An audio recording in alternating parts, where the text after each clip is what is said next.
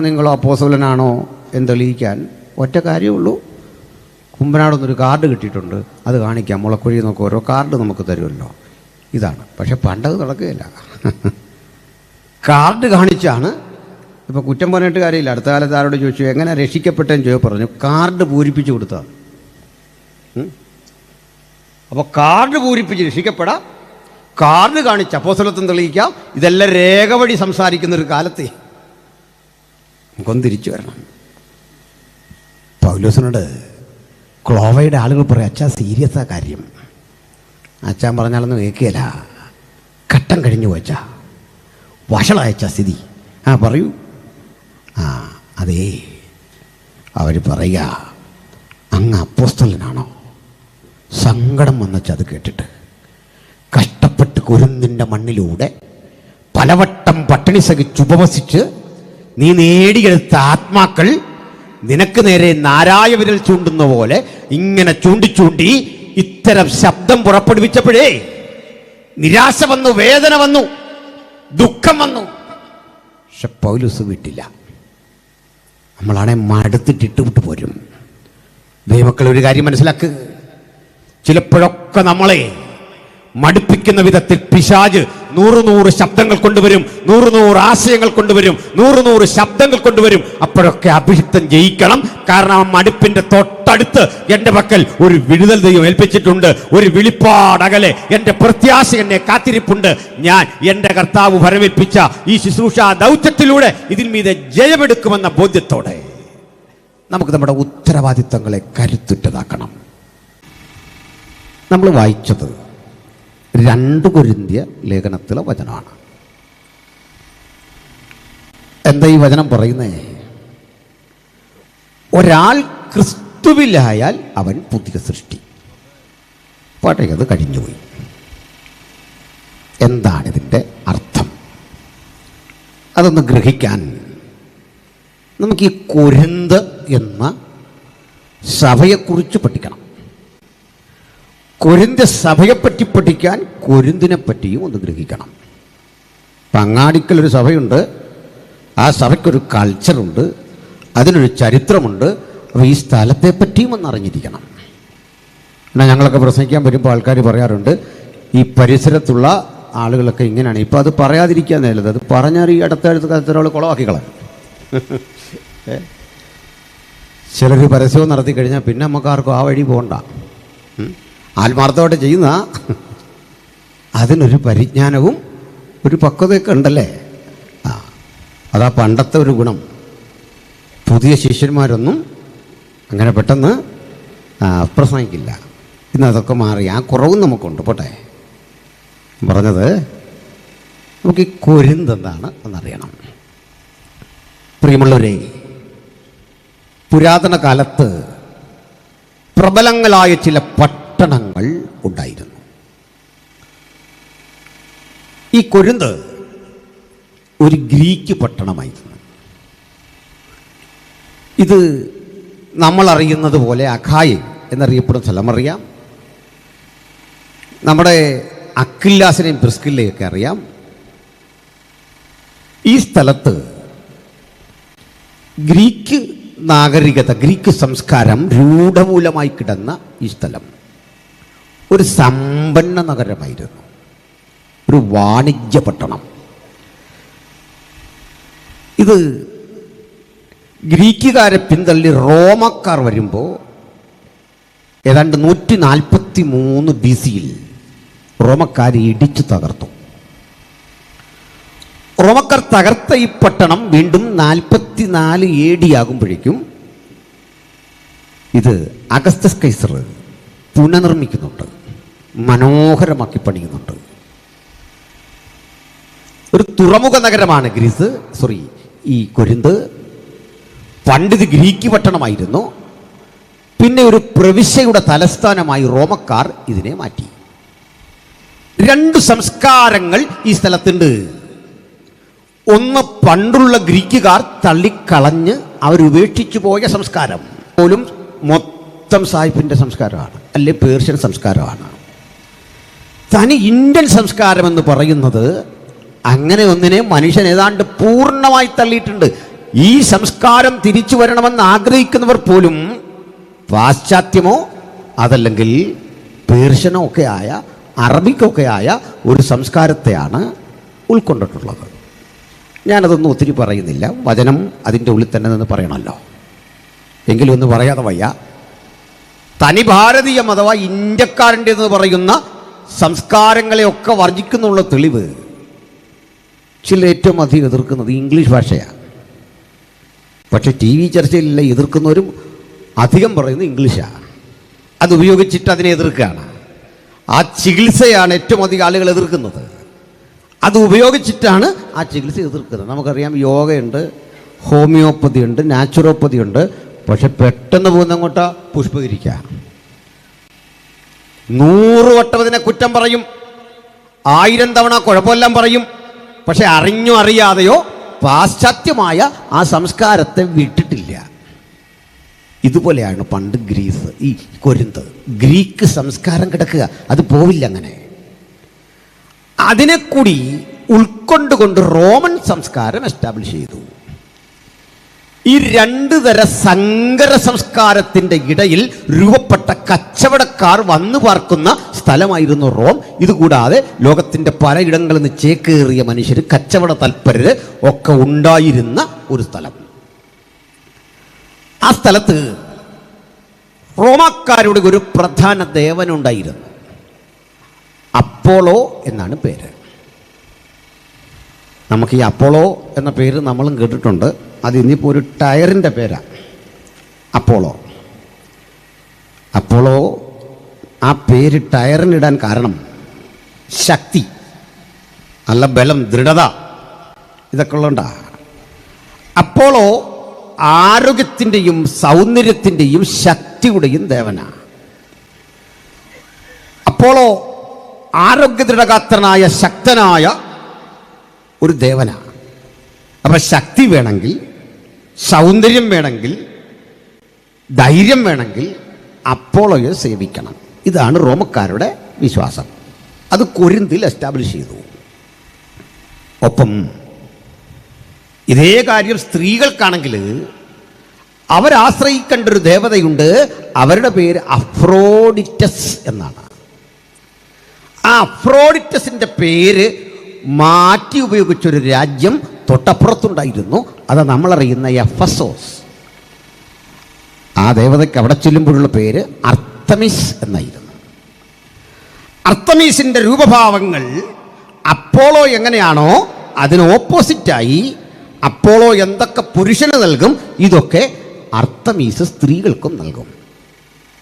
തീർന്നില്ല. അപ്പോളോയെ സേവിക്കാൻ സ്ത്രീകൾ വരുമായിരുന്നു. അഫ്രോഡിറ്റസിനെ ആരാധിക്കാൻ പുരുഷന്മാരും വരുമായിരുന്നു. അതിൻ്റെ ഭക്തി പാരമ്യത്തിൽ റോമിലെങ്ങും ഒരധാർമികത നടമാടി. ആ അധാർമികതയുടെ കാരണം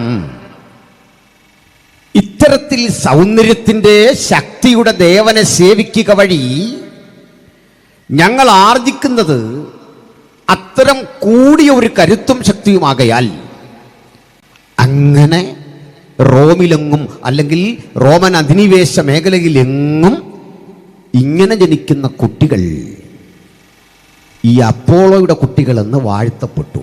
ഇത്തരം അധർമ്മം വിളയാടുന്നൊരു സ്ഥലം. ഇത്തരം അധർമ്മങ്ങളെ നമുക്ക് പെട്ടെന്ന് ഒഴിവാക്കാൻ കഴിയില്ല.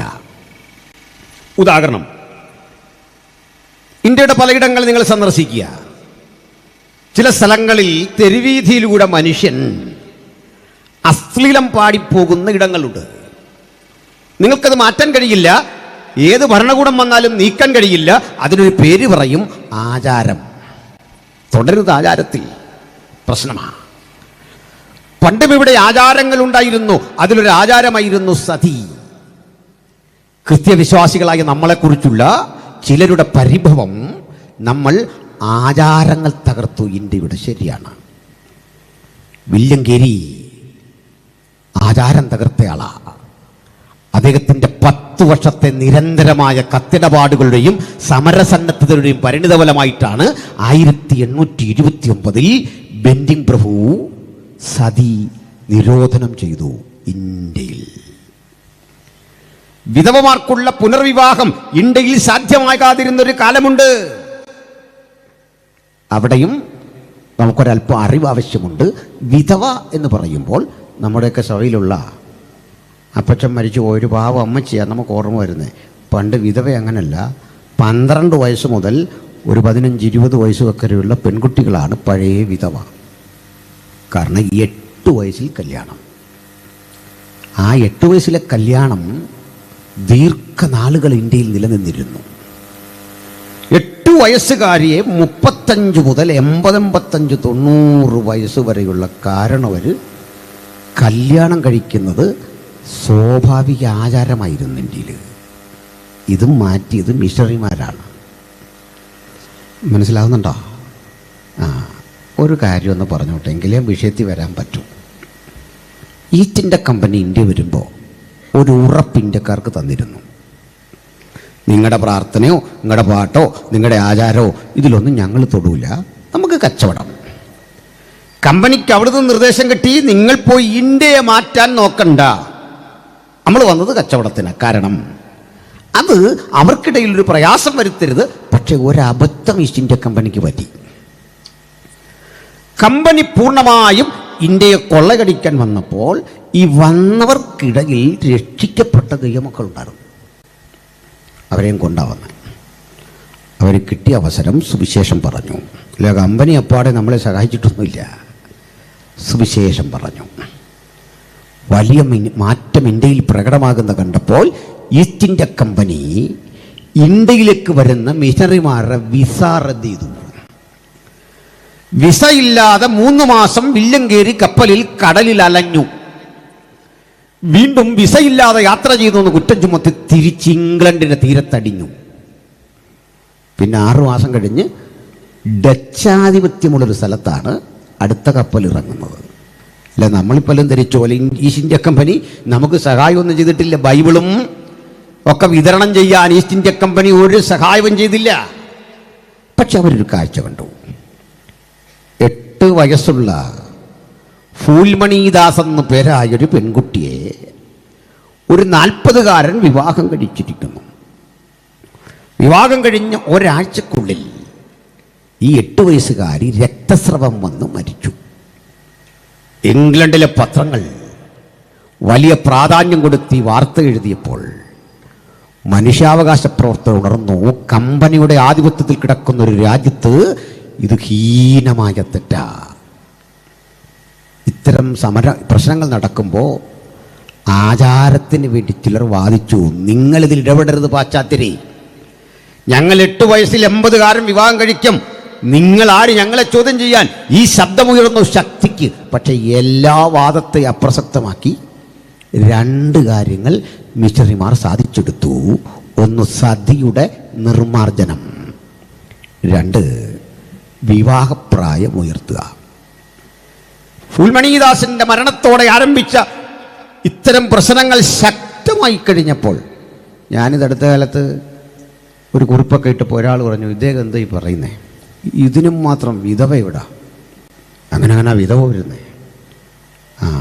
1ഉം 2ഉം അല്ല, 75,000 വിധവമാർ പൂനെയുടെ തെരുവീതിയിലൂടെ സമരം ചെയ്തു പോയി. എന്തിനാണെന്നറിയണ്ടേ? സതി നിരോധിച്ചപ്പം, സതി നിങ്ങൾ നിരോധിക്കണ്ട, ഞങ്ങൾക്ക് ഭയങ്കര ഇഷ്ടമാണ്, അത് തിരിച്ചു തരണം. ഇത്ര സ്ത്രീകളുള്ള സ്ഥലമായിരുന്നു ഇന്ത്യ. പൂനെയിലൂടെ പോയ സ്ത്രീകളുടെ എണ്ണം 75,000. കാരണം മുതിർന്നവർ പിന്നിൽ നിന്നുകൊണ്ട് പറയുക, സായിപ്പ് വരുന്നു, ഉപദേശിമാർ വരുന്നു, പ്രസംഗിക്കാൻ വരുന്നു, നമ്മുടെ ആചാരം ഇവർ മുഴുവൻ നശിപ്പിച്ചു കളയുന്നു. ഈ പ്രവണത നിലനിന്നിരുന്നു. അപ്പോഴാണ് ചോദിക്കുക, ഇത്രയും വിധവ എങ്ങനെയാണ്? അത് എനിക്കൊരു ലോജിക്കലായി ഞാൻ കണ്ടെത്തിയൊരു ഉത്തരം. അത് നിങ്ങൾ ഔദ്യോഗികമായിട്ട് എടുക്കണ്ട. ഇത്രയും വിധവമാരെങ്ങനെ അന്നുണ്ടായി? ഇത്തിരി എണ്ണം. എൻ്റെ കാരണം ഇത്രേ ഉള്ളൂ. അതെൻ്റെ ഒരു കണ്ടെത്തലാന്ന് ഞാൻ പറഞ്ഞു. തെറ്റുകൊണ്ട് ക്ഷമിക്കണം. കാരണം ഈ 8-10 വയസ്സുള്ളൊരു കുഞ്ഞിനെ നമ്മുടെ സൺഡേ സ്കൂളിൽ വെച്ചാൽ, നമ്മുടെ PIP മത്സരിക്കാൻ പോലും അവനെ ഒക്കെയുള്ള നിർത്തണം. ആ പ്രായമാണ്. അന്നേരമാണ് കല്യാണം. ഈ കല്യാണം കഴിഞ്ഞ കുഞ്ഞിന് ഇത് കല്യാണമാണെന്നോ ഒന്നും അറിയില്ല. ഈ കുഞ്ഞ് പാട്ടുമൊക്കെ പാടിയോ കരഞ്ഞോ ഈ വല്യപ്പൻ്റെ കൂടി ഇങ്ങനെ പോവാണ്. കുറേ കഴിയുമ്പോൾ അമ്മയെ കാണാത്ത സങ്കടം, ഇതിന് തിരിച്ചു പോകണം, ഇതിനെങ്ങനെ ഇയാളിങ്ങനെ പോവാ. ഈ മനുഷ്യൻ ഈ പോകുന്ന പോക്കിൽ ഈ പെങ്കൊച്ചിന് ദുഃഖവും വേദനയൊക്കെ ആണെങ്കിലും ഈ കല്യാണം കഴിഞ്ഞതിൻ്റെ സന്തോഷത്തിൻ്റെ ആധിക്യത്താൽ ഇയാൾ അറ്റാക്ക് വന്ന് മരിക്കും. ഇതെൻ്റെ ഒരു കണ്ടെത്തലാണ്, നിങ്ങൾ കാര്യമായിട്ട് എടുക്കണ്ട. അങ്ങനെ ഇത്രയും വിധവന്മാർ സന്തോഷം കൂടിയാലും അറ്റാക്ക് വരും. ഞാൻ എൻ്റെ വൈഫായിട്ട് ഈ പൂനെയുടെ തെരുവീതി കാണിച്ചു കൊടുത്തു. നിൻ്റെയൊക്കെ ആൾക്കാർ പണ്ടില്ല ഇങ്ങനെ പോയതാന്ന് പറഞ്ഞു. പുള്ളിക്കാരിയുടെ എതിര് പറഞ്ഞില്ല, സ്ത്രീകളുടെ അന്നത്തെ ബോധം. സ്ത്രീകളെക്കുറിച്ച് അങ്ങ് പറഞ്ഞു പോയി. ഞാൻ സ്ത്രീ വിരുദ്ധനല്ലങ്ങ് പറഞ്ഞാണ്. നിങ്ങൾക്ക് അനുകൂലമാവില്ലും കയറി നിയമം പാസ്സാക്കുന്നത്. ഇപ്പോൾ ഒന്ന് മനസ്സിലായോ? പിണങ്ങരുത്.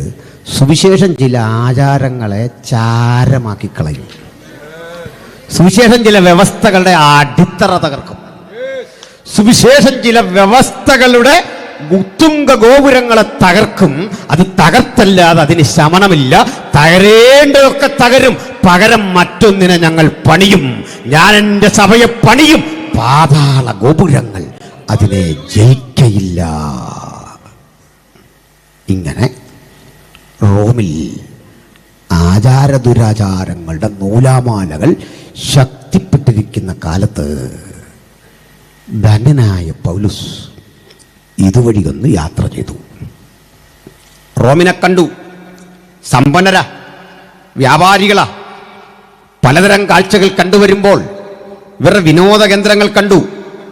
പൗലോസ് ഈ സ്ഥലങ്ങളൊക്കെ പണ്ട് സന്ദർശിച്ചിട്ടുള്ളതാ. പൗലോസ് ഈ സ്ഥലങ്ങളൊക്കെ സന്ദർശിച്ചിട്ടുള്ളതാ.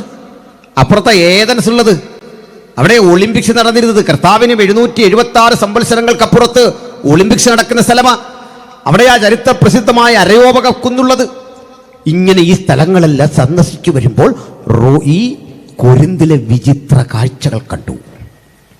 അധർമ്മം കൊടികുത്തി വാഴുന്ന ഇടം. അതുകൊണ്ട് പുരാതന ലോകത്ത് ഒരു പഴമൊഴി രൂപപ്പെട്ടു. ആളുകൾ വീട്ടിലും പരിസരത്തുമൊക്കെ വഴക്കുണ്ടാകുമ്പോൾ ഒരു വാക്കുപയോഗിക്കും, നീ ആ കൊരിന്ത്യക്കാരൻ്റെ പണി, നീ കൊരിന്ത്യൻ. കൊരിന്ത്യൻ എന്നാൽ അധർമ്മി എന്നർത്ഥം. ഉപയോഗം കൊണ്ട് അർത്ഥം അങ്ങനായി. കൊരിന്ത്യൻ അതിൽ തന്നെ തെറ്റൊന്നുമില്ല. പക്ഷെ ഉപയോഗത്താൽ അർത്ഥം, ഒരുവൻ കൊരിന്തിലേക്ക് പോയി എന്ന് കേട്ടാൽ അവൻ എന്തോ ഗുരുതര തെറ്റ് ചെയ്യാൻ പോയി എന്ന് വ്യാഖ്യാനിക്കത്തക്ക നിലയിൽ അധപ്പതിച്ച അധോലോകം അതായിരുന്നു കൊരിന്ത്. ഈ സ്ഥലത്തേക്ക് പോകാൻ മനുഷ്യൻ അറച്ചു. നിഗൂഢതകളുടെ അധോലോകം, ചൂതുകളി നടക്കുന്ന ഇടം, മൃഗയുദ്ധത്തിൽ പന്തയം വെച്ച് തങ്ങളുടെയൊക്കെയുള്ള വസ്തുവകകൾ പണയം വെച്ച് നശിച്ചുപോയ മനുഷ്യരുടെ സ്ഥലം, നോക്കി നിൽക്ക കോടീശ്വരന്മാരാകാൻ അനീതിയുടെ വഴികൾ തിരഞ്ഞെടുത്തവരുടെ സ്ഥലം, നോക്കി നിൽക്ക തോറ്റു തുന്നം പാടിയവരുടെ സ്ഥലം. മറ്റൊന്ന്, അധർമ്മ നിമിത്തം രോഗികളും അശരണരും അസ്വസ്ഥരും ഒക്കെ നിലനിന്നിരുന്ന സ്ഥലം. ഇവിടേക്ക് യാദൃച്ഛികമായി വന്നതല്ല പൗലോസ്, നാളുകളായി പ്രാർത്ഥിച്ചു. പ്രിയപ്പെട്ടൊരു കാര്യം ഓർക്കണം, ദൈവമയച്ചിട്ടൊരു സ്ഥലത്ത് ചെന്നാൽ ഏത് അപകടത്തിന്റെ മുനമ്പത്തിലും തൻ്റെ മക്കളുടെ പ്രവൃത്തിയാൽ ഒരു വിടുതലയക്കുന്ന മഹാദൈവം അവിടെ ഉണ്ടെന്നുള്ള തിരിച്ചറിവിൽ നമുക്ക് ആ വഴി പോകണം. അതൊരു വലിയ വിടുതലായി തീരും. പണ്ട് നമ്മളറിയുന്ന മഹാനായ മോഡി ഉണ്ടല്ലോ, DL മോഡി. ഈ മോഡിയുടെ പ്രസംഗം സാഹിത്യപരമോ ചരിത്രപരമോ കലാപരമോ ഒന്നുമല്ല. പലപ്പോഴും മോഡിയുടെ ഇംഗ്ലീഷ് സബ്സ്റ്റാൻഡേർഡ് ആണെന്ന് ആളുകൾ പറഞ്ഞിരുന്നു. അപ്പോഴൊക്കെ മോഡി പറയുന്ന മറുപടി ഇതാണ്, ഞാൻ ഭാഷാ വിദഗ്ധനൊന്നുമല്ല, ഞാനൊരു ആശയം കമ്മ്യൂണിക്കേറ്റ് ചെയ്യാനായി സംസാരിക്കുന്നത്, അത് നിങ്ങൾക്ക് മനസ്സിലാകുമെങ്കിൽ പ്രതികരിക്കുക. സാധാരണ ഏതൊരു പ്രഭാഷകനും അമേരിക്കയിലാണ് അദ്ദേഹത്തിൻ്റെ നാടെങ്കിൽ അമേരിക്കയുടെ മണ്ഡലത്തിലാണ് അദ്ദേഹത്തിൻ്റെ പ്രവർത്തനമെങ്കിൽ, മോഡിയുടെ പ്രത്യേകത കപ്പൽ കടന്ന് ഇംഗ്ലണ്ടിലും പോകും, അവിടെ നിന്ന് തിരിച്ച് അമേരിക്കയിലും വരും. ചില പതിറ്റാണ്ടുകൾ ഈ ബ്രിട്ടനെയും അമേരിക്കയും സുവിശേഷ ആത്മാവ് കൊണ്ട് ഇരു കൈകളിലും എടുത്ത് അമ്മാനമാടി മോഡി. മോഡിക്കൊപ്പം ഒരു പാട്ടുകാരനുണ്ടായിരുന്നു, സാങ്കി. ഇവർ പോയി കഴിഞ്ഞൊരു കുഴപ്പമുണ്ട്, സാങ്കി പാട്ടാരംഭിച്ചു കഴിഞ്ഞാൽ 5 മിനിറ്റിനുള്ളിൽ ആളുകൾ പാട്ടിനുള്ളിലേക്ക് കയറും. മോടിക്കൊപ്പം ഇങ്ങനെ സഞ്ചരിക്കുക. മോടിയാണ് പാടാൻ വരുന്നെങ്കിൽ ആളുകൾ വീട്ടിൽ നിന്ന് ഗിറ്റാറും ഡ്രമ്മും ഒക്കെ ആയിട്ട് അവരുടെ സംഗീതോപകരണങ്ങളുമായിട്ടാണ് വരുന്നത്. അവരിനോട് ചേർന്ന് ലയിച്ചങ്ങ് പാടുക. പാടിയിട്ട് സംഘാടകർ പറയും, മോടി പാട്ട് നിർത്തരുതേ, ഇന്ന് പ്രസംഗം ഇല്ലെങ്കിലും കുഴപ്പമില്ല, ഞങ്ങൾക്ക് ഈ പാട്ട് കേട്ടുകൊണ്ടേയിരിക്കണം. മോടി വലിച്ചു പിടിച്ച് നിർത്തിയെങ്കിലേ പാട്ട് നിൽക്കൂ. സാങ്കി പാട്ട് നിർത്തരുത്. തിരിച്ചിതുപോലെ മോടി പ്രസംഗിച്ചു കഴിഞ്ഞാൽ മനുഷ്യൻ പറയും, സാങ്കി ഇനിയും പാടല്ലേ, ഈ മോടി പ്രസംഗം നിർത്തരുതേ. ഇവർ ഒരുമിച്ച് പോയാൽ സത്യത്തിൽ നമ്മുടെയൊക്കെ സ്വഭാവത്തിന് അടിച്ചു പിരിയണ്ട. ഈഗോ ക്ലാഷ് അല്ലേ? അത്തരം വില്ലന്മാരാ നമ്മൾ. എന്താ കാര്യം? ഞാൻ പ്രസംഗിക്കാൻ റെഡി ആയി, പുള്ളി പാട്ട് നിർത്തുന്നില്ല, ഇപ്പോൾ എന്തോ ചെയ്യുന്നത്? ഞാൻ ദൂതും പ്രാപിച്ചെന്നാ മറ്റേയാളെന്ത് പറയും? ഞാൻ പാടാൻ ചെന്നാ പുള്ളി പ്രസംഗം നിർത്തണ്ടേ, എൻ്റെ പാട്ട് കേൾക്കാനാണ് മനുഷ്യൻ വന്നത്. ഇത് രണ്ടിനുമല്ല. നമുക്ക് ഈ സെലിബ്രിറ്റിയെ സൃഷ്ടിക്കുന്ന പണി നിർത്തണം. മനസ്സിലായില്ലോ? പ്രസംഗകനെ, പാട്ടുകാരെ, കൂട്ടുകാരെ എല്ലാം നമ്മൾ സെലിബ്രിറ്റികളായി വാഴ്ത്തിയപ്പോൾ ആത്മീക മൂല്യം തകർന്നു. തിരിച്ചു പിടിച്ചേ പറ്റൂ. നമുക്ക് തിരിച്ചു വരണം. സാങ്കിയെ മറക്കാം, മോഡിയെ മറക്കാം, അവർ ഉയർത്തിയ യേശുവിൻ്റെ നാമം വാഴ്ത്തപ്പെടട്ടെ.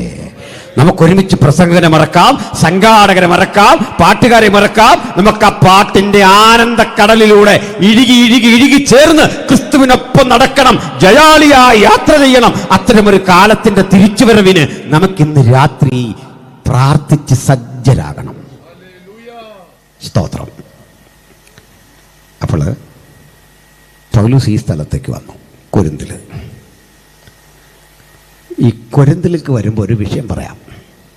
നിങ്ങളിൽ, എന്നിൽ രൂഢമൂലമായി കിടക്കുന്ന ഒരു പാപത്തിൻ്റെ ബോധമുണ്ട്, പാപത്തിൻ്റെ പ്രസരണമുണ്ട്. അത് വ്യക്തമാക്കാം. ഈ ഭൂതം ഒരിക്കൽ കയറിയ ശരീരത്ത് വീണ്ടും കയറാൻ സാധ്യത ഏറെയാണ്. അതിന് പ്രകൃതിദത്തമായ ഉദാഹരണം പറയാം. പ്രകൃതിദത്തമായ ഉദാഹരണം, ഒരിക്കൽ ഇടിവെട്ടിയ സ്ഥലത്ത് വീണ്ടും ഇടിവെട്ടാം, സ്ഥലം കളഞ്ഞിച്ച് പോകണം. പവർ കൂടുതലാണ് പിന്നെ വരുന്നത്. എന്താണെന്നറിയണ്ടേ? ഈ സർക്യൂട്ടില്ലേ, അത് കുറെ കൂടെ ശക്തമായി. ഫിസിക്സ് പഠിച്ചവർക്കറിയാതെ ഈ ഇടിമിന്നലുകൾക്ക് വരാനൊരു പാതയുണ്ടല്ലോ, അയ്യോ പറയുന്ന പോലെ, അത് കുറെ കൂടി വഴി കറക്റ്റായി, കണക്ഷൻ കറക്റ്റായി അതിങ്ങനെ കിടക്കുക. അതുകൊണ്ട് അവന് വരാൻ വളരെ എളുപ്പമാണ്. ഇതുപോലെ നിങ്ങൾക്കിടയിൽ ഈവിൾ സ്പിരിറ്റിൻ്റെ പഴയ ലിങ്ക് കിടപ്പുണ്ട്. എപ്പോൾ അത് പഴയ സ്ഥാനത്ത് വെക്കുമോ അവനിഞ്ഞ് വരും. അത് പറഞ്ഞു വിട്ട ദൈവാസൻ്റെ കുഴപ്പമൊന്നുമല്ല, മറിച്ച് ആത്മാവിൽ ശക്തിപ്പെട്ട് ചെറുത്ത് തിരിച്ചു നിന്ന് അവനോട് പോരാടി ജയിക്കണം.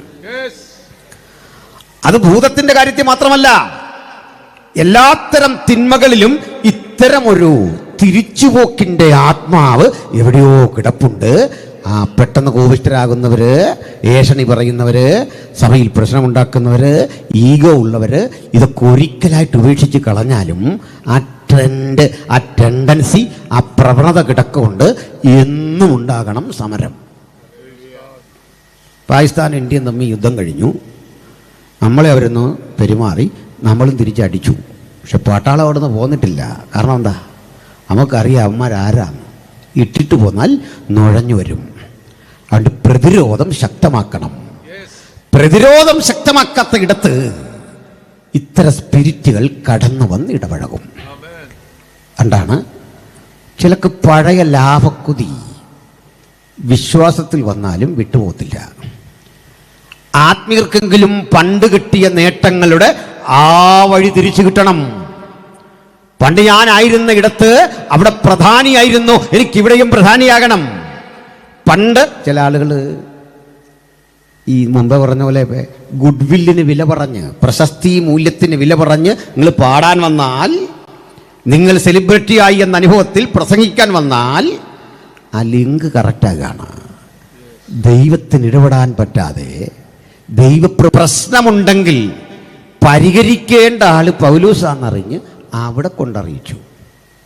നമ്മളെന്താ ചെയ്യുന്നത്?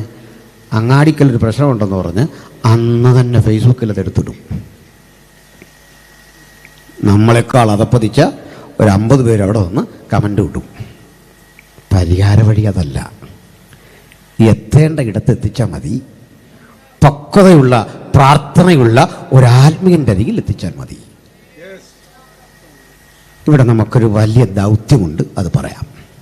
വലിയ ജോലി, ആർക്കും ചെയ്യാനാവാത്ത ജോലി. തകർന്ന കുടുംബങ്ങൾ, തകർന്ന ജീവിതങ്ങൾ, മദ്യം നശിപ്പിച്ച വീടുകൾ, ഇവരൊക്കെ ഓടിപ്പോകുന്നൊരു സ്ഥലമുണ്ട്, കൗൺസിലിംഗ് സെന്റർ. പക്ഷെ ഒന്ന് മനസ്സിലാക്കിക്കോ, എല്ലാ കൗൺസിലിങ്ങും തൊലിപ്പുറത്തെ ചികിത്സയാണ്. കാരണം അന്തരാത്മാവിലെ മുറിവ് കെട്ടാൻ ആ ചികിത്സയ്ക്ക് ഒന്നും ശക്തി പോരാ. അതുകൊണ്ട് ഒരു അഡ്ജസ്റ്റ്മെന്റിൽ അവരങ്ങോട്ട് പോകുകയാണെങ്കിൽ അന്തരാത്മാവിലെ മുറിവിണക്കുന്ന ചൈതന്യം യേശുവിൻ്റെ സുവിശേഷത്തിനേ ഉള്ളൂ, ദൈവാത്മാവിൻ്റെ ചൈതന്യത്തിനേ ഉള്ളൂ. ആത്മാവിൽ പ്രാർത്ഥിക്കുന്നവർക്ക് അത് പരിഹരിക്കാൻ പറ്റൂ. നാളുകളായി ഏറ്റിരിക്കുന്ന ഉള്ളിലെ മുറിവിനെ പരിഹരിച്ച് നിരപ്പിക്കുന്ന പ്രക്രിയ ചെയ്യാൻ ആത്മാവിൻ്റെ ശുശ്രൂഷയുള്ള ദൈവമക്കൾക്ക് സാധിക്കൂ. അവർ ഏഷണി പറയില്ല, അത് പുറത്തു പറയില്ല. ആ നോവ് സ്വന്തം ജീവിതത്തിൽ ഏറ്റെടുത്തിട്ടേ ആ കുടുംബത്തെ പണിയും, ആ വ്യക്തിയെ പണിയും, ആ സമൂഹത്തെ പണിയും. കാരണം ഉറക്കമില്ലാത്ത രാവുകളിൽ ഞാൻ കഷ്ടപ്പെട്ട് പ്രാർത്ഥിച്ചൊഴുക്കിയ ആ ദൈവത്തിന്റെ സഭ ഇത് അധപ്പതനത്തിലേക്ക് പോകുന്നു. ദൈവമക്കളെ, ഞാനും നിങ്ങളും സഭ നേരിടുന്ന പ്രതിസന്ധിയിൽ മാറി നിന്ന് പരിഹസിക്കാറുണ്ട്, മാറി നിന്ന് കളിയാക്കാറുണ്ട്. പോരാ, ഒരാത്മവേദന കൊണ്ട് അന്ന് രാത്രി മുഴങ്കാലിരിക്കുന്നവന്റെ പക്കൽ മാത്രമേ ഇതിന് പരിഹാരമുള്ളൂ. വിമർശിക്കുന്നവരെക്കാൾ മുഴങ്കാലിരിക്കുന്നവർക്കുള്ള പരിഹാരം ഒരു വലിയ ദൈവപ്രവൃത്തിയാ. ദൈവമേ, സഭയുടെ മുറിവ് കെട്ടണം, സ്ഥാപനത്തിന്റെ മുറിവ് കെട്ടണം. ഞങ്ങളുടെ ഓഫീസുകളിൽ, ഞങ്ങളുടെ മണ്ഡലങ്ങളിൽ, ഞങ്ങളുടെ ദൈവദാസന്മാർക്കിടയിൽ സംഭവിച്ചു കൊണ്ടിരിക്കുന്ന പ്രശ്നങ്ങളിൽ നിന്റെ ചൈതന്യമയക്കണമേ. ഒരു വലിയ മാറ്റം, ആ വലിയ മാറ്റത്തിന്റെ നാന്ദിയെ സൃഷ്ടിക്കാൻ നമ്മുടെ പ്രാർത്ഥനാ മുറിക്ക് കഴിയും എന്നുള്ള ഉറപ്പാണ് ഇന്ന് നമ്മൾ തിരിച്ചറിയേണ്ടത്. ഇത് പൗലോസ് എന്ന മനുഷ്യന്റെ അരികിലെത്തി. പൗലോസ് എത്തിയപ്പം മനഃശാസ്ത്രപരമായിട്ടൊന്നും ഇടപെട്ടില്ല. എൻ്റെ കാരണം കൗൺസിലിംഗുകാരൻ്റെ പ്രശ്നം, അവൻ എന്നെ മണക്കാൻ പറ്റിയില്ല, അച്ഛനെ മടക്കാൻ പറ്റിയല്ല, നമ്മുടെ സാങ്കുട്ടി പാസ്റ്ററെ മടക്കാൻ പറ്റിയില്ല. എല്ലാവരോടും മുഖസ്തുതി പറഞ്ഞു പറയും, അച്ഛനാതെല്ലാം ഇവിടുത്തെ കാര്യം. എന്നോട് പറയും, പണ്ടൊരിക്കൽ ഒരു സഭയിൽ വലിയ പ്രശ്നം ഉണ്ടായിട്ട് ആ ലോക്കൽ പാസ്റ്റർ ആകെ മടുത്തു. അപ്പോൾ നമ്മൾ ഡിസ്ട്രിക്ട് പാസ്റ്ററെ തൊടുമല്ലോ. ഡിസ്ട്രിക്ട് പാസ്റ്റർ വന്നപ്പോൾ ഒരു കുടുംബത്തിലെ വിഷയം കാര്യം ചോദിച്ചു വന്നപ്പോൾ ആൻറ്റിയെ വിളിച്ചു, ആ സഹോദരിയെ വിളിച്ചു, കുഞ്ഞെ എന്താ പ്രശ്നം? അച്ഛാ, ഇവിടെ ഈ മനുഷ്യന് പ്രാർത്ഥനയില്ല, ആത്മീയ ജീവിതമില്ല, ഞാൻ പ്രാർത്ഥിച്ചുകൊണ്ടിരുന്ന ശല്യം ചെയ്യുക, പ്രാർത്ഥിക്കുന്ന ഈ മനുഷ്യന് ഇഷ്ടമല്ല. അച്ഛൻ പറ, എൻ്റെ ഭാഗത്ത് കുഞ്ഞു പറഞ്ഞത് ഒന്നും തെറ്റല്ല, കുഞ്ഞു പറഞ്ഞതാ കാര്യം. ഈ മനുഷ്യനെ വിളിച്ച് പറഞ്ഞു, അച്ഛാ, ഈ പ്രാർത്ഥിക്കുന്ന നല്ല വിഷയം, ഞാൻ ഈ കടയിലെ പണിയും കഴിഞ്ഞ് ജോലിയും കഴിഞ്ഞ് ഓഫീസുകാർക്കും കഴിഞ്ഞ് ഇങ്ങോട്ട് വരുമ്പോൾ ഒരു ചായ തരാതെ, വെള്ളം തരാതെ അവളിരുന്ന് സ്തോത്രം പറഞ്ഞുകൊണ്ടിരുന്നാൽ ആർക്കാച്ചാ അരിശം വരാത്തേ? ഇത് കേട്ടപ്പം അച്ഛൻ പറഞ്ഞു, കുഞ്ഞു പറഞ്ഞ അതിൻ്റെ കാര്യം. ഇപ്പോൾ ലോക്കൽ പാസ്റ്റർ പറഞ്ഞു, ഒരു തീരുമാനം ഇല്ലാതെ നീക്കി പറഞ്ഞു, അച്ഛാ ഇങ്ങനെ പോകരുത്, ഈ രീതി പോയാൽ ഇവരെ വീടും തകരും, നമ്മുടെ സഭാകൾ പൂട്ടേണ്ടി വരും. അപ്പോൾ പറയാ, പാസ്റ്റർ പറഞ്ഞാ സത്യം, എല്ലാം ശരിയാ, ഇവർക്ക് ഇന്നും ഒരു തെറ്റ് കണ്ടുപിടിക്കാൻ പറ്റില്ല, മൊത്തം ശരിയാ, അത് ശരി, ഇത് ശരി, അത് മൊത്തം ശരി. അതാ കൗൺസിലിങ്. നമ്മളെ തന്നെ ഇരുത്തി കുറേ കഥകൾ പറയും, അവരെ തന്നെ ഇരുത്തി കുറേ കഥ പറയും. അത് നിങ്ങൾ കാണണമെങ്കിലേ ഈ നമ്മുടെ ചില ചാനലുകളിൽ ഈ തകർന്നു പോയ കുടുംബങ്ങളെയൊക്കെ യോജിപ്പിക്കുന്ന കുറേ പ്രോഗ്രാമുകളുണ്ട്, അടിച്ചു പിരിഞ്ഞ ഭാര്യയും ഭർത്താവിനെയൊക്കെ. അതിലൊരു ചാനലിൽ ആങ്കർ ചെയ്യുന്നത് നമ്മുടെ ഒരു മുൻ മന്ത്രി ഗണേശനാണ്. ഇപ്പോഴും മന്ത്രിയാണല്ലേ? സാറാ, നല്ല മന്ത്രി കേട്ടോ, ചുമ്മാ പറഞ്ഞല്ല. ജോലി എന്താ? തകർന്നു പോയ കുടുംബങ്ങളെയൊക്കെ നേരെയാക്കുക.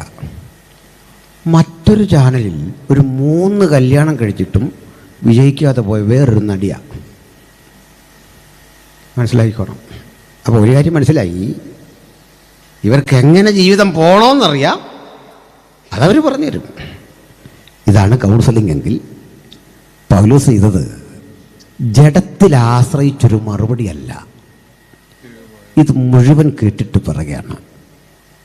പ്രശ്നമൊക്കെ കേട്ടു, ഗ്രൂപ്പിസത്തെക്കുറിച്ച് കേട്ടിട്ട് ഉചിതമായൊരു നടപടി എടുത്തുകൊണ്ട് 5 ലേഖനങ്ങളാണ് ആകെ എഴുതുന്നത്. അതിൽ 2 നമ്മുടെ പക്കലുണ്ട്.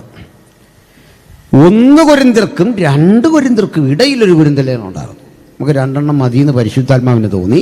ബാക്കിയൊക്കെ അവർക്കുള്ളതാ. അത് നമുക്ക് വായിച്ചിട്ട് നമ്മൾ കുറേ കൂടെ പ്രശ്നം ഉണ്ടായി പോകുന്നോർത്ത് തരാതിരുന്ന പോട്ടെ. 5 ലേഖനമുണ്ടെന്ന ചരിത്രം, നമുക്ക് 2 മതി. അല്ലെ 2-ാം ലേഖനത്തിലേക്ക് കിടക്കുക. ഇതിന് മുമ്പൊരു വിഷയം, പൗലോസ് കാർക്കശ്യ ബുദ്ധിയുടെ ഒരു തീരുമാനമെടുത്തപ്പോൾ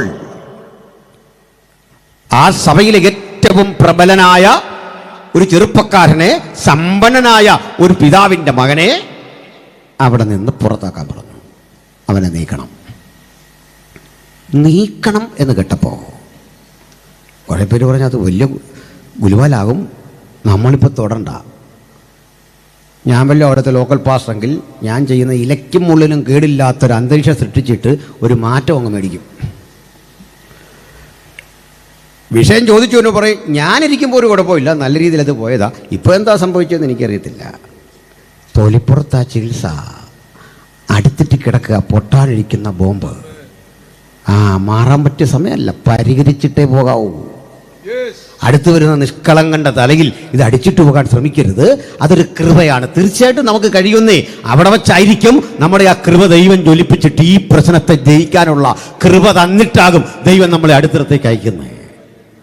നമുക്ക് ബലിയാടാകേണ്ടി വന്നാലും ആ പ്രവൃത്തി തീർത്തിട്ട് പോയാൽ മതി.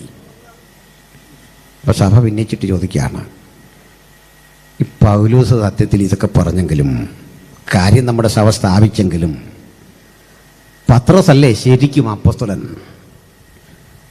പത്രോസിന്റെ ആധികാരികത പൗലോസിനുണ്ടാകുമോ? എൻ്റെ കുഞ്ഞാടികളെ മേയ്ക്ക എന്ന് പറഞ്ഞ് ചുമതലപ്പെടുത്തിയത് പത്രോസിനെയല്ലേ?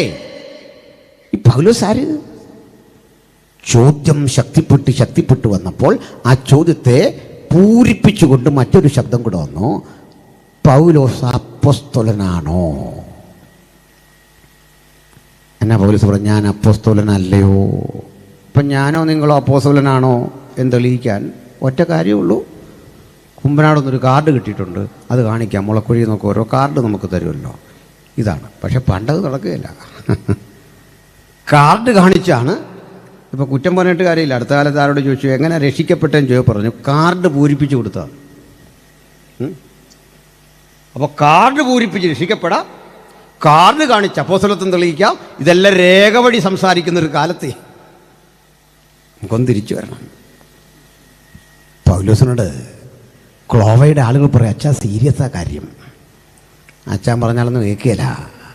ഘട്ടം കഴിഞ്ഞു പോയച്ചാ, വഷളായച്ചാ സ്ഥിതി. പറയൂ. അതേ, അവർ പറയുക, അങ്ങ് അപ്പോസ്തലനാണോ?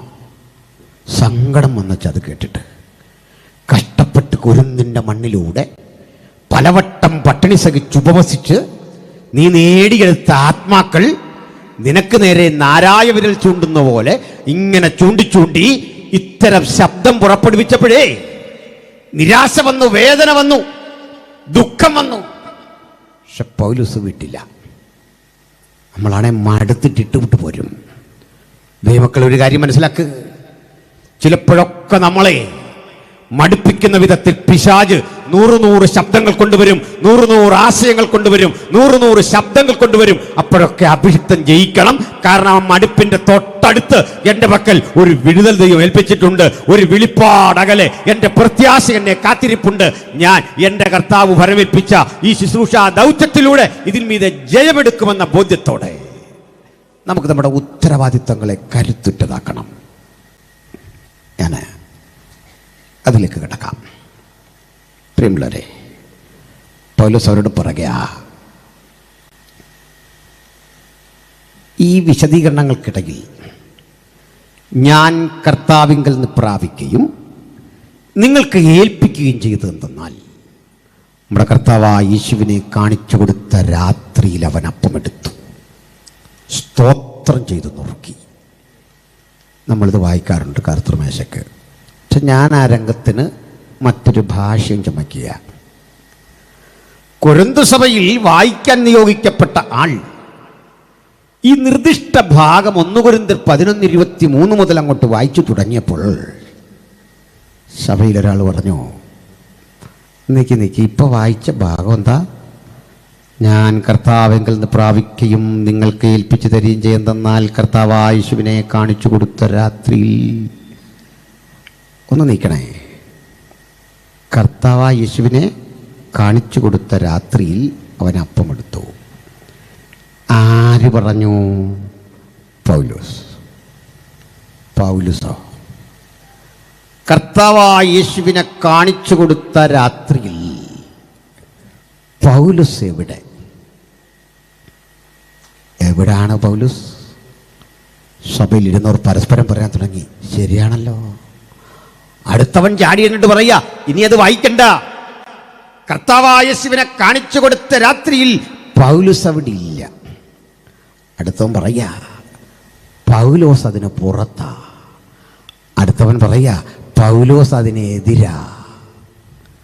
അകത്തില്ല, പുറത്താണ്, എതിരാണ്. ഇത് കണ്ടിട്ടില്ലാത്തവൻ, അപ്പം ഭക്ഷിച്ചിട്ടില്ലാത്തവൻ, ആ സ്ഥലം എന്തെന്നറിയാത്തവൻ എഴുതി വെച്ച ലേഖനം നിങ്ങൾ വായിക്കുമ്പോൾ ഇത് ശരിക്ക് ബോധവൽക്കരിച്ചാൽ പൗലോസിന്റെ പക്ഷമെന്ന് പറയുന്ന പക്ഷം പോലും അസ്തമിച്ചു പോകും. അത്ര ശക്തമായ ലോജിക്ക, അത്ര ശക്തിമത്തായ ഒരധ്യായം അവർ തുറന്നു വെക്കുന്നതെങ്കിൽ പൗലോസ്ലിയുടെ വാക്ക് കേട്ടോ.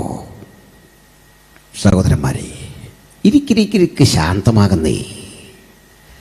കർത്താവായ യേശുവിനെ കാണിച്ചു കൊടുക്കുന്ന ഒരു രാത്രി ഉണ്ടല്ലോ, ആ രാത്രിയിൽ ഞാൻ അവിടെ ഇല്ല.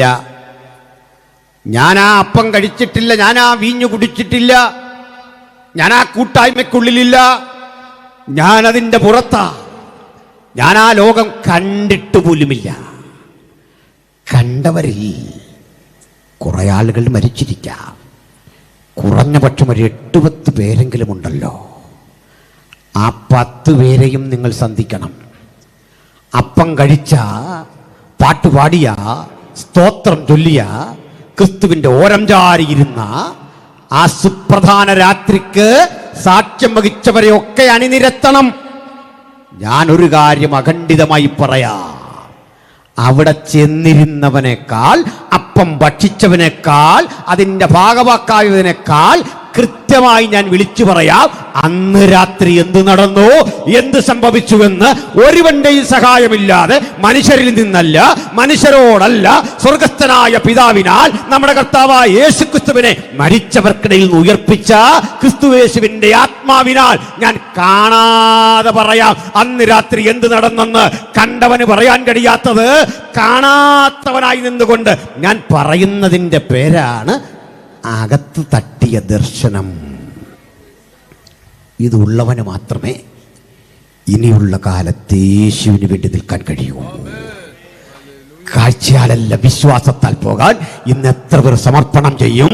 ആരുമടിക്കാത്ത കുരുക്കുകൾ അഴിച്ച്, ഇതുവരെ കാണാത്ത നിഗൂഢ മർമ്മങ്ങളുടെ പൊരുളുകൾ അഴിച്ച് തമ്പുരാൻ നമ്മെ കൊണ്ടെത്തിക്കാൻ കാത്തുവച്ചിരിക്കുന്ന ഒരിടമുണ്ട്. അവിടേക്കുള്ളൊരു ജൈത്രയാത്രയ്ക്ക ഈ 2026 ഭക്തം തയ്യാറെടുക്കേണ്ടത്. അതുകൊണ്ട് ഒന്നുറപ്പിക്ക, എൻ്റെ പ്രസംഗത്തിന്റെ മൂർച്ച, എൻ്റെ വാക്കുകളുടെ ശക്തി, എൻ്റെ പ്രാർത്ഥനയുടെ ആഴം, എൻ്റെ പാട്ടിന്റെ ചിന്താധാര, അത് നിയന്ത്രണങ്ങൾക്ക് അതീതമായി പരിശുദ്ധാത്മാവിന് ഏൽപ്പിച്ചു കൊടുക്കുന്ന ഒരു പുതിയ വർഷത്തിലേക്കുള്ള കുതിച്ചു ചാട്ടമാണ് ഇനി നമുക്ക് ആവശ്യമുള്ളത്. അവിടെയാണ് ഉണർവിന്റെ വ്യാപനം. അപ്പോൾ ഇവരെ കൃത്യം പഠിപ്പിച്ചു വന്നു. വേറൊന്ന് കേൾക്കണ്ടേ? ഇതിലാ മരിച്ചവരുടെ ഉയർപ്പിനെ പറ്റി പറയുന്നേ. ഒത്തിരി സംഭവങ്ങളുടെ ഒരു വലിയ രൂപരേഖ ആ ലേഖനങ്ങൾ രണ്ടും. ഒടുക്കം നമ്മൾ വായിച്ചിടത്തെന്താ പറഞ്ഞേ? ഒരുവൻ ക്രിസ്തുവിലായാൽ അവൻ പുതിയ സൃഷ്ടി. എന്നിട്ട് ഓപ്പോസിറ്റ് വീടെടുത്തു. പഴയത് കഴിഞ്ഞു.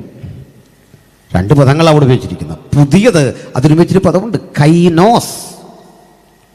അതിൽ നിന്ന് ന്യൂ എന്ന പദം ഉണ്ടാവുമല്ലോ, പുതിയത്, കൈനോസ്. ഓപ്പോസിറ്റ് പദം നിങ്ങൾക്കും പരിചയമുള്ള ആർക്കിയോസ്, ആർക്കിയോളജി. ഈ പദമൊക്കെ വന്നതാ. പഴയതിനെ പാടേ കഴിഞ്ഞു, അതിനെ ആർക്കൈവ്സിലാക്കി. അതിനെ കളഞ്ഞു. ക്രിസ്തുവിലാകുന്നതോടെ എൻ്റെ പഴയ മനുഷ്യനെ നിരാകരിച്ചു മാറ്റി, പഴയ തിന്മയെ മാറ്റി. അപ്പോളോയുടെ മുമ്പിൽ, അഫ്രോഡിറ്റസിന്റെ മുമ്പിൽ ഭൂതകാലത്ത് ചെന്നിരുന്ന് പ്രാപിച്ചെടുത്ത തിന്മയുടെ പൈശാചിക ബോധമില്ലേ, അതിനെ എന്നേക്കും നമസ്കരിച്ചിട്ട് ക്രിസ്തുവിൻ രക്തത്താൽ ശക്തിപ്പെട്ട് ക്രൂശിൽ നിന്ന് പ്രാപിച്ച, ക്രൂശിക്കപ്പെട്ടവനിൽ നിന്ന് പ്രാപിച്ച ആ ചൈതന്യം കൊണ്ട് ഞാനൊരു പുതുമനുഷ്യനാക്കി. ഉലകമേ അറിയുക, ഞങ്ങൾ പറയുന്ന സുവിശേഷം ലോകത്തെ നവീകരിക്കുന്നതാ, വ്യക്തിയെ നവീകരിക്കുന്നതാ. അത് വീണ്ടും തന്നെ അനുഭവത്തിൻ്റെയാ.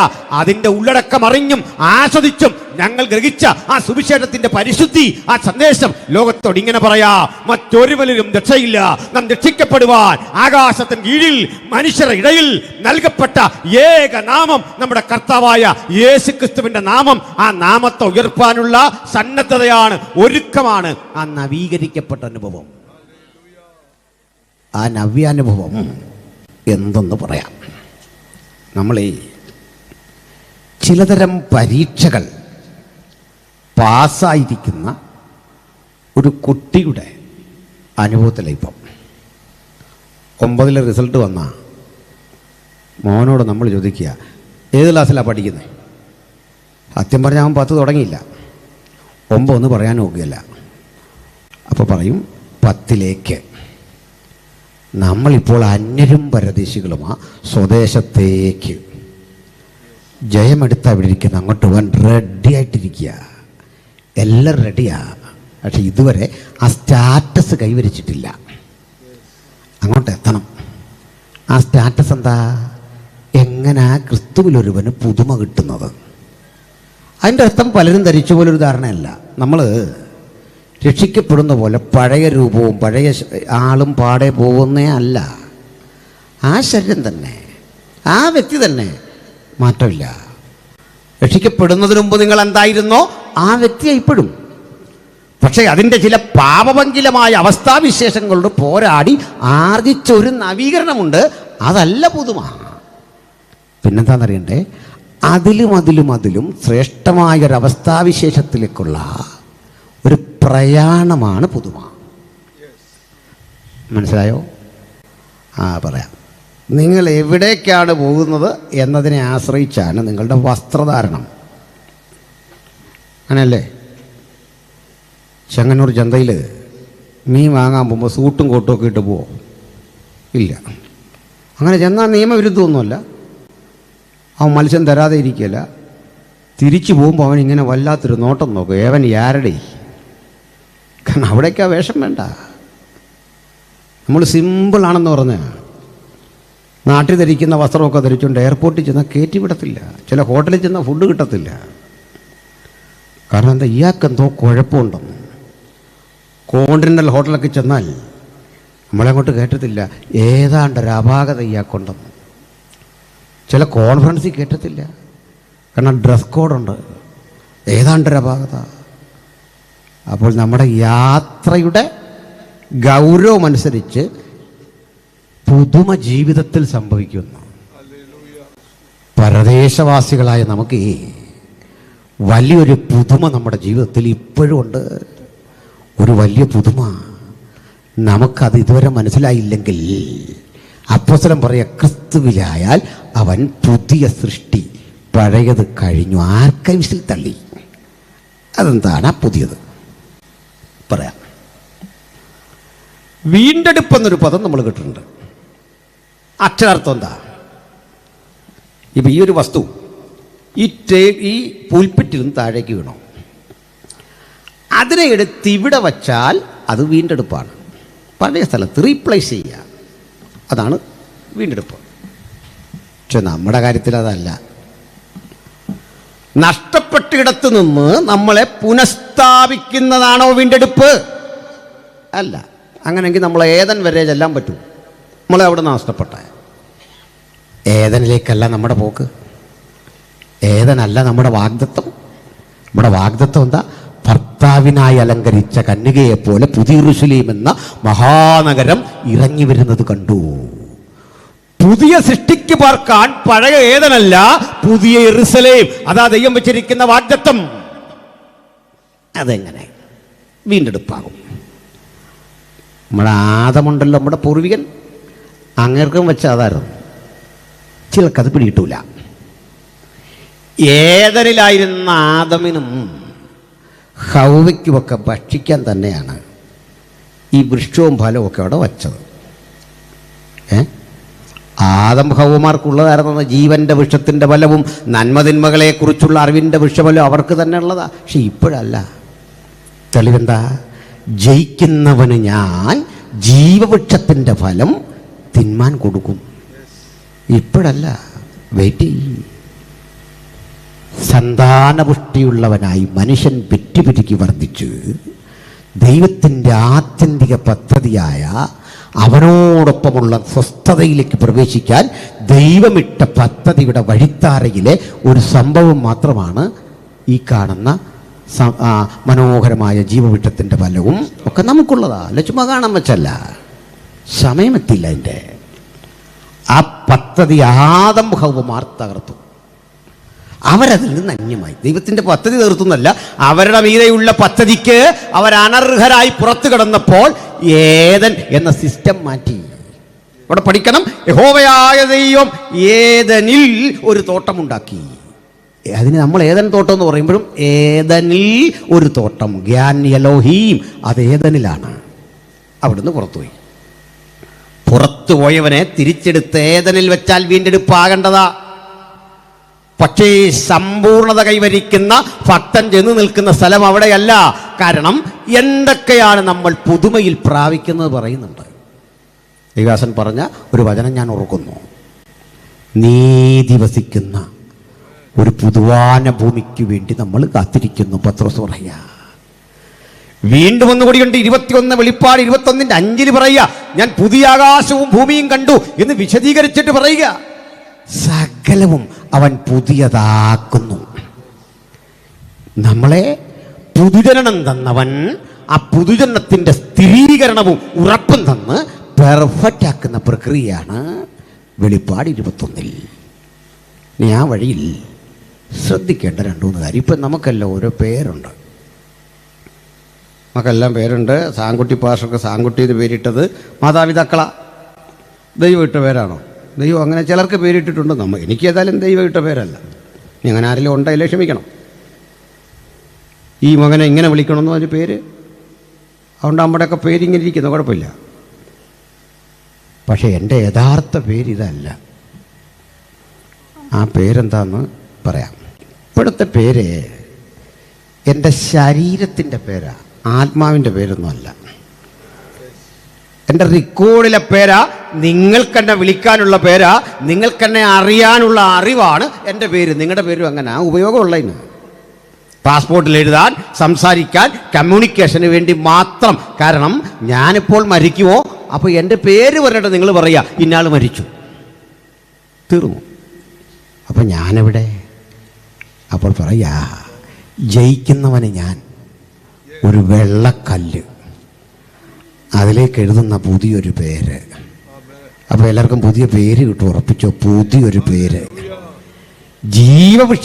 ജീവപുസ്തകത്തിൽ പേരെഴുതി കാണാത്ത ഏവനെയും തീപ്പൊയ്കയിൽ തള്ളിയിടുന്ന് പറയുന്നിടത്തേ അപ്പനും അമ്മയും നമുക്കിട്ട പേരാണോ, ദൈവം കരുതി വെച്ച പേരാണോ? നീ മറ്റൊന്നുകൂടി, നമുക്ക് ഏറ്റവും പ്രിയപ്പെട്ടവർ മരിക്കുന്നിടത്ത് നമ്മൾ ചെന്നിട്ട് അനുശോചനം പറയും. 2 കാര്യം ഈ മരണത്തോട് ബന്ധപ്പെട്ട് ശ്രദ്ധിക്കണം. നമുക്കൊരു മുഖ്യ പ്രസംഗമോ അല്ലെങ്കിൽ പ്രധാനപ്പെട്ടൊരു പ്രസംഗമോ ഒന്നും അല്ലെങ്കിൽ അവിടെ ദൈവാസന്മാരെയൊക്കെ വിളിച്ചിട്ടുണ്ട്, ഒരു വാക്ക് പറഞ്ഞങ്ങിരിക്കണം. നമ്മളെന്ന് അംഗീകരിക്കാൻ തരുന്ന ഒരു മിനിറ്റ്. അത് ഈ അലക്സാണ്ടർ കഥയും പറഞ്ഞ് ശവപ്പെട്ടിക്കകത്ത് അത് ഇനിയും കേട്ടാൽ ശവം എഴുന്നേറ്റ് പോകാൻ നമുക്ക് ടടിക്കും. പറഞ്ഞ് മടുത്തുപോയി. 2 കയ്യ്, പിന്നെ 2 മക്കളെ വിളിച്ചിട്ട് അപ്പച്ചൻ പറഞ്ഞു ഒരുത്തനോട് ഗുഡ് ബൈ, ഒരുത്തനോട് ഗുഡ് നൈറ്റ്. അതൊക്കെ ഒത്തിരി ആയി, ഓടി ഓടി തീർന്നു. അത് പോട്ടെ, ഒക്കെ വിടണം. ചുരുക്കി പറഞ്ഞാൽ ഈ മരണസ്ഥലത്ത് പിന്നൊരു കാര്യം നമ്മൾ പറയും, ഈ അമ്മച്ചിയെ ഞാൻ നിത്യതയെ കാണും. ശരി തന്നെയാണ്, ശരിയല്ലേ? കാണും. നമ്മുടെ അപ്പനെ, നമ്മുടെ അമ്മയെല്ലാം നിത്യതയെ കാണാം. പക്ഷെ ഇന്ന് അമ്മയെ യാത്രയച്ചപ്പോൾ കിട്ടിയ ആ വികാരമോ ആ ബോധമോ അവിടെ ഉണ്ടോ? ഇല്ല. നിരാശ വേണ്ട. അതിനാ പറഞ്ഞ അമ്മയോടും അപ്പനോടൊക്കെ സ്നേഹം ഉണ്ടെങ്കിൽ ഇവിടെ വെച്ച് വല്ലതൊക്കെ കൊടുത്തോണം. അന്ന് ആ കണക്ഷൻ അല്ലെന്ന് പിടികിട്ടിയോ? ആ ബന്ധമല്ല, മറ്റൊരു ബന്ധം പറയാം. എനിക്ക് അപ്പനും അമ്മയും മരിച്ചു ഒരാൾ, എൻ്റെ വൈഫും അങ്ങനെ. മിക്കവാറും പേര് അങ്ങനെയുള്ളവരുണ്ടല്ലോ. ഈ അപ്പനമ്മമാരുടെ നഷ്ടം ഒരു വലിയ നഷ്ടമാണേ. സുപ്രധാനമായ ആവശ്യകതകളില്ല അതൊക്കെ ഓർക്കുന്നത്. അപ്പനോടും അമ്മയോടും നമുക്ക് നല്ല സ്നേഹം. നിത്യത്തിൽ ചെല്ലുമ്പോൾ ഇവരെ കാണണമെന്നുണ്ട്. അടുത്ത കാലത്ത് എൻ്റെ ചർച്ചിലൊരു മോൻ മരിച്ചു, ഒരു കുഞ്ഞ്, ഒരു 10-28 വയസ്സുള്ളൂ. അവൻ്റെ അപ്പൻ ഇന്നലെ സാക്ഷ്യം പറഞ്ഞു, നിത്യത്തിൽ ചെല്ലാൻ എൻ്റെ കുഞ്ഞിനെ കാണാം. ഇതെല്ലാവരെയൊക്കെ ആഗ്രഹമാണ്, കാണും. ഞാനും ചെല്ലും, എൻ്റെ അമ്മയെ കാണും, അപ്പനെ കാണും. ഏതായാലും ഞാൻ അതിനെ അക്ഷരാർത്ഥം ഒന്ന് എടുക്കുമ്പോൾ ഒരു കാര്യം അറിയാം. നമ്മൾ നിത്യത്തിലേക്ക് ചെല്ലുമ്പോൾ പറയാണോ, ഞങ്ങളുടെ മമ്മി ഇവിടെ കണ്ടുണ്ടായിരുന്നു, കണ്ടില്ലല്ലോ. ആ, മമ്മി പറയാണോ, ഞങ്ങളുടെ ചെറുക്കൻ ഇതുവഴി വരുമെന്ന് പറഞ്ഞു, ഇതുവരെയും കണ്ടില്ല, എന്ത് ചെയ്യേ? ചങ്ങാതി, ഇത് അങ്ങാടിക്കലല്ല, ചെങ്ങന്നൂരല്ല, സ്വർഗമാ. മനസ്സിലായില്ലേ? നിത്യതയാ. അവിടെ സ്ഥിതിഗതികൾ മാറി. അമ്മയ്ക്ക് നമ്മളോട് ഭയങ്കര കാര്യമായിരുന്നു, എല്ലാ മക്കളോടും. നമുക്ക് അമ്മയോടും കാര്യമാണ്. ശരിയല്ലേ? ആ, അമ്മയോടും അപ്പനോട് സ്നേഹമില്ലാത്ത ആരുമില്ല. ഞാൻ ഈ ഏഴാച്ചേരി രാമചന്ദ്രൻ എന്ന് പറയുന്നൊരു കവി ഉണ്ടായിരുന്നു. അദ്ദേഹം അമ്മയെപ്പറ്റി എഴുതിയൊരു കവിത വായിച്ച് എൻ്റെ ഉള്ളം നടുങ്ങിപ്പോയി. വല്ലാതെ ഹൃദയഭേദമായി. അമ്മയുടെ സ്വഭാവം പറയുക, ഭൂമിയോളം പൊറുക്കുന്നവൾ, എങ്കിലും പകരം നിനക്കായി മേഘവാതിൽ പടിവരേക്കും സങ്കടം തന്നേ. നീ ഭൂമി വരെയാ ക്ഷമിക്കുന്നേ, പകരം നിനക്ക് ഞാൻ തന്നത് മേഘവാതിൽ പടിവരെ സങ്കടം. ഇതാണ് അമ്മ, ഇതാണ് അച്ഛൻ. പക്ഷേ ഇത്ര സ്നേഹമുള്ള അമ്മയും അപ്പനും നമ്മളും ഇന്ന് കാണുന്ന കണക്ഷൻ ഇല്ല. എന്താ ഇല്ലാത്തത് അറിയണ്ടേ? ഞാൻ നിത്യത ചെന്നോ, നിങ്ങളും നിത്യത ചെന്നു, പക്ഷെ അമ്മയ്ക്ക് പഴയ താല്പര്യമോ ഒന്നും ഇല്ലെന്നല്ല. എന്നെക്കാൾ അമ്മയെ സ്നേഹിച്ച ഒരുവനെ അമ്മ അവിടെ കണ്ടു. അമ്മയെക്കാൾ എന്നെ സ്നേഹിച്ച ഒരുവനെ ഞാനും അവിടെ കണ്ടു. ഇതിൻ്റെ താഴെയാ ബാക്കിയല്ല. അതാ കുഴപ്പം. ഇപ്പൊ മനസ്സിലായോ? ആ, പിടികിട്ടിയ കാര്യം പറയാം. ഈ പെമ്മക്കളെയൊക്കെ കല്യാണം കഴിച്ചിട്ട് അയക്കുമ്പോൾ നമുക്ക് ഭയങ്കര സങ്കടമാണ്. അവക്കും ഭയങ്കര സങ്കടം.